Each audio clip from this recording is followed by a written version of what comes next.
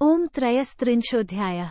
व्यास जी का युधिष्ठिर को समझाते हुए काल की प्रबलता बताकर देवासुर संग्राम के उदाहरण से धर्मद्रोहियों के दमन का औचित्य सिद्ध करना और प्रायश्चित करने की आवश्यकता बनाना। युधिष्ठिर बोले, पितामह, अकेले मैंने ही राज्य के लोभ में आकर पुत्र, पौत्र, भाई, चाचा, ताऊ, श्वशुर, गुरु, मामा, बाबा, भांजे, सगे, संबंधी, सुहृद, मित्र तथा भाई, बंधु आदि नाना देशों से आए हुए बहुसंख्यक क्षत्रिय नरेशों को मरवा डाला।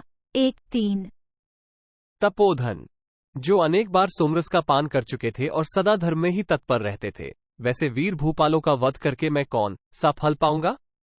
4 पितामह, बारंबार इसी चिंता से मैं आज भी निरंतर जल रहा हूं। उन श्री संपन्न राजसिंहों से हीन हुई इस पृथ्वी को, भाई बंधुओं के भयंकर वध को तथा सैकड़ों अन्य लोगों के विनाश को एवं करोड़ों अन्य मानवों के संहार को देखकर मैं सर्वथा संतप्त हो रहा हूं।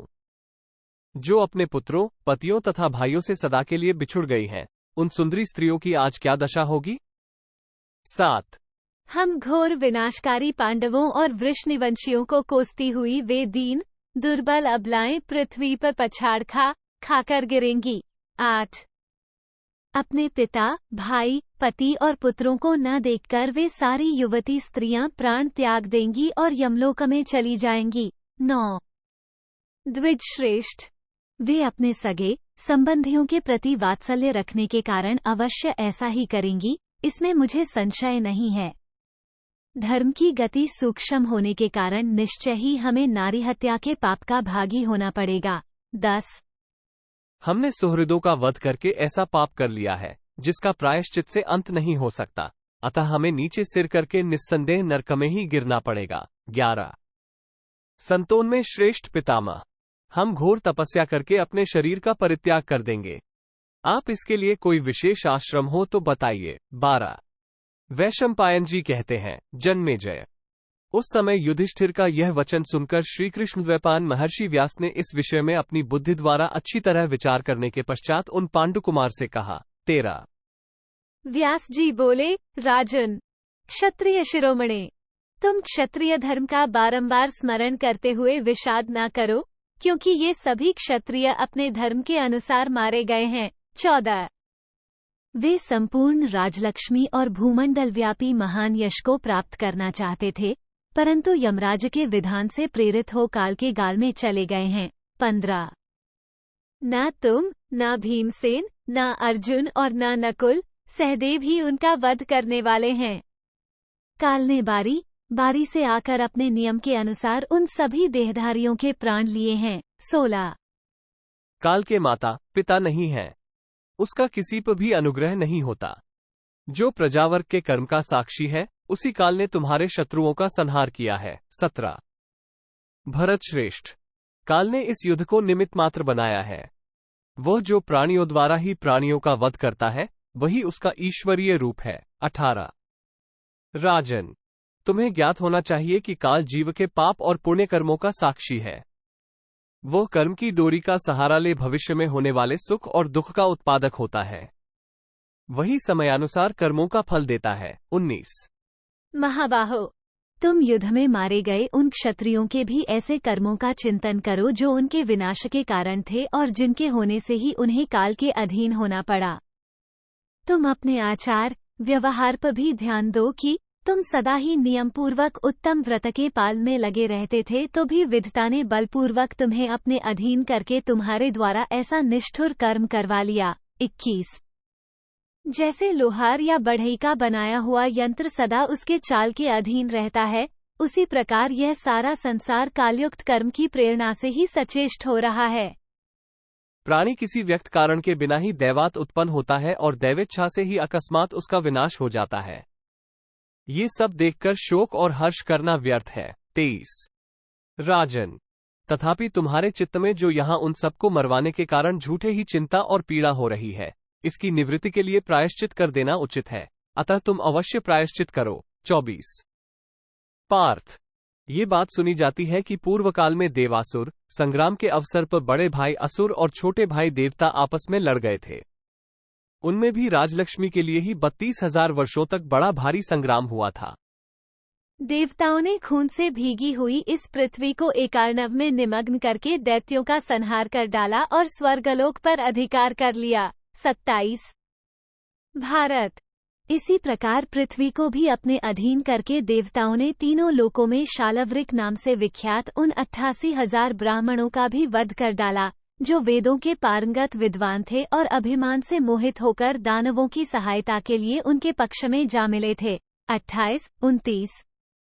जो धर्म का विनाश चाहते हुए अधर्म के प्रवर्तक हो रहे हों, उन दुरात्माओं का वध करना ही उचित है। जैसे देवताओं ने उद्दंड दैत्यों का विनाश कर डाला था। यदि एक पुरुष को मार देने से कुटुंब के शेष व्यक्तियों का कष्ट दूर हो जाए और एक कुटुंब का नाश कर देने से सारे राष्ट्र में सुख और शांति छा जाए तो वैसा करना सदाचार या धर्म का नाशक नहीं है। 31। नरेश्वर। किसी समय धर्म ही अधर्मरूप हो जाता है और कहीं अधर्मरूप दिखने वाला कर्म ही धर्म बन जाता है। इसलिए विद्वान पुरुष को धर्म और अधर्म का रहस्य अच्छी तरह समझ लेना चाहिए। 32। पांडुनंदन। तुम वेद शास्त्रों के ज्ञाता हो, तुमने श्रेष्ठ पुरुषों के उपदेश सुने हैं, इसलिए अपने हृदय को स्थिर करो, शोक से विचलित न होने दो। भारत। तुमने तो उसी मार्ग का अनुसरण किया है जिस पर देवता लोग पहले से चल चुके हैं। 33। पांडव शिरोमणे। तुम्हारे जैसे लोग नरक में नहीं गिरेंगे। शत्रु संतापी नरेश। तुम इन भाइयों और सुहृदों को आश्वासन दो। 34।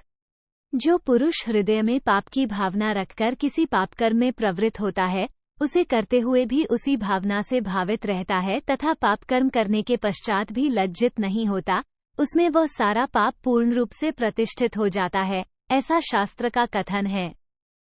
उसके लिए कोई प्रायश्चित नहीं है तथा प्रायश्चित से भी उसके पापकर्म का नाश नहीं होता है। 35, 36।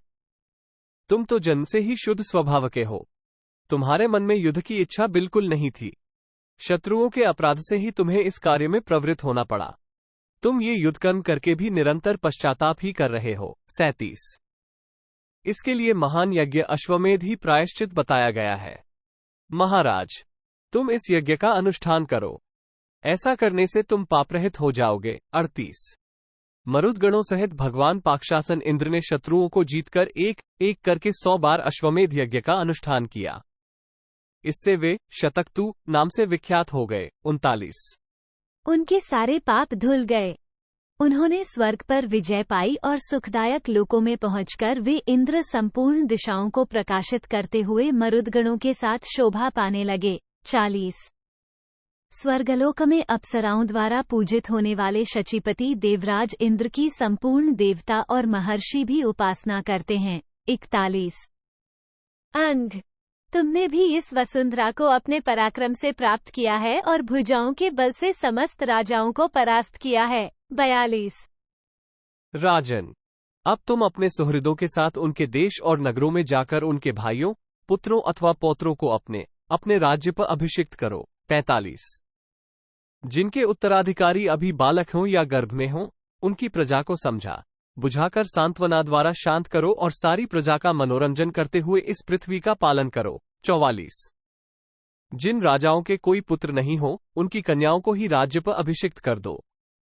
ऐसा करने से उनकी स्त्रियों की मनोकामना पूर्ण होगी और वे शोक त्याग देंगी। 45।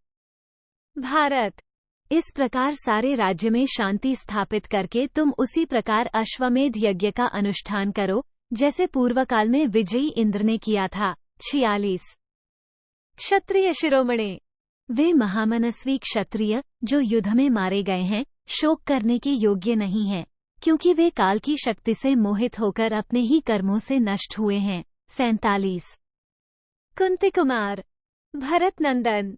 तुमने क्षत्रिय धर्म का पालन किया है और इस समय तुम्हें यह निष्कंटक राज्य मिला है, अतः अब तुम उस धर्म की ही रक्षा करो जो मृत्यु के पश्चात सबका कल्याण करने वाला है। 48।